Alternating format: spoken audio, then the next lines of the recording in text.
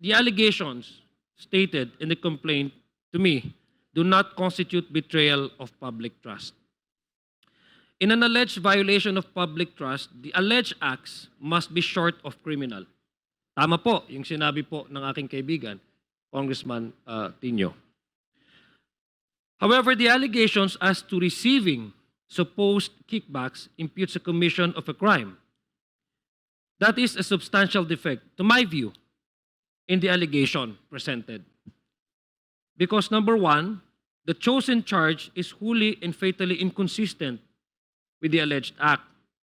There's a claim of direct personal involvement, but the same is merely conclusory and unsupported by sworn statements, documentary evidence, or the personal knowledge of the complainant. Meaning to say, Madam Chair, if there's a complaint in the impeachment proceedings such as this, while we are actually appreciating the sufficiency of substance, there has to be at the very least a link between the alleged crime committed and the person that is being accused directly ordering these crimes.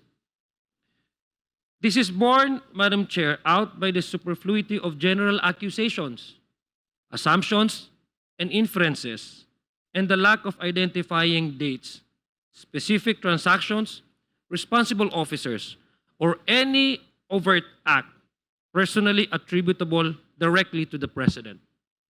Wala sa complaint mismo, Madam Chair, ang mga personal at direktang aksyon ng Presidente na magiging basehan para sa nirereklamong charge. There is not even a direct allegation to explain how these alleged kickbacks reached the President.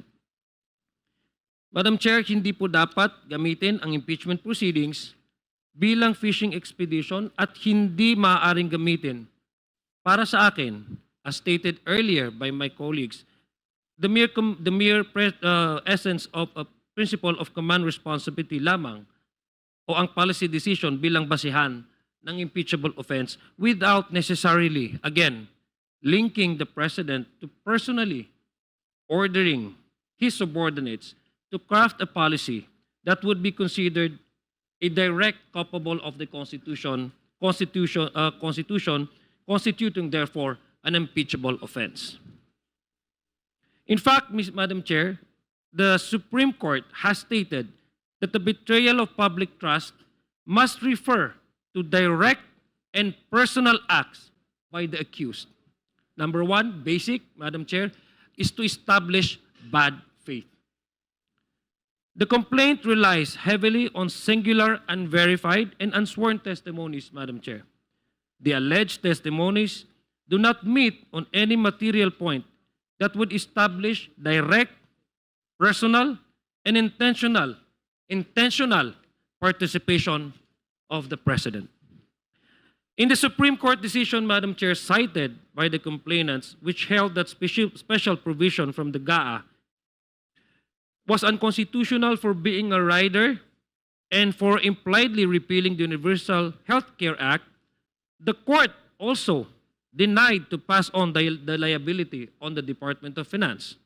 In fact, Madam Chair, individual justices in their decisions stated that the Department of Finance followed the challenged provision in good faith. So there's no culpability, even if you look at the ruling of the Supreme Court. That the finding of good faith defeats, Madam Chair, the accusation of betrayal of public trust because the same requires attendant grave and serious bad faith. There is no factual chain of culpability kung pagtatagpi-tagpiin po natin ang mga ebidensya na sworn, competent, at admissible. Hindi may papakita na mayroong partisipasyon po ang Presidente. Yun po ang basic na tanong ng ating taong bayan.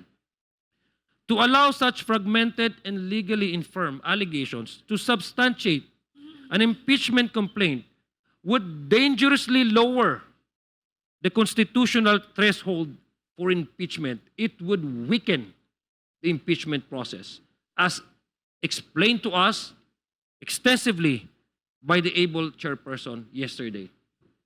To allow barefaced and unsupported claims which do not directly implicate the respondent as basis for impeachment would erode due process, weaken institutional safeguards, and expose impeachment to abuse as a tool for political harassment, and I'm afraid, Madam Chair, destabilization.